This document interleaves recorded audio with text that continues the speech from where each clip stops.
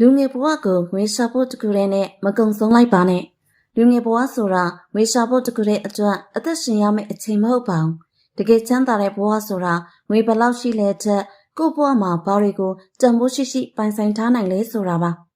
နံပါတ်1ငွေနဲ့ပြန်ဝယ်လို့မရတာတွေကိုမဆုံးရှုံးပါစေနဲ့ငွေပိုရဖို့အတွက်အချိန်တွေကျန်းမာရေးတွေမိသားစုနဲ့ကိုချစ်ရတဲ့သူတွေအတွက်အချိန်ပေးနိုင်မှုတွေကိုမစွန့်လွတ်လိုက်ပါနဲ့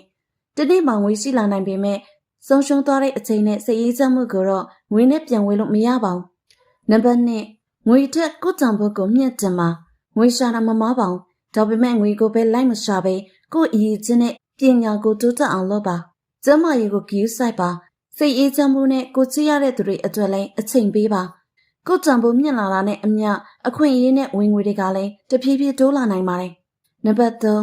သူများဘဝနဲ့မနှိုင်းယှဉ်ပဲကိုယ့်ဘဝကိုပိုင်ပါသူများကအသက်25မှာအိမ်ဝယ်နိုင်တာနဲ့ကိုကလည်းအဲ့ဒီအရွယ်မှာဝယ်နိုင်ရမယ်ဆိုတာမရှိပါဘူးဘဝဆိုတာပြိုင်ပွဲမဟုတ်ပါဘူးမနေ့ကကိုထက်ဒီနေ့ကိုပိုကောင်းလာဖို့ပဲအရေးကြီးပါတယ်ဒါကြောင့်ငွေရှာပါ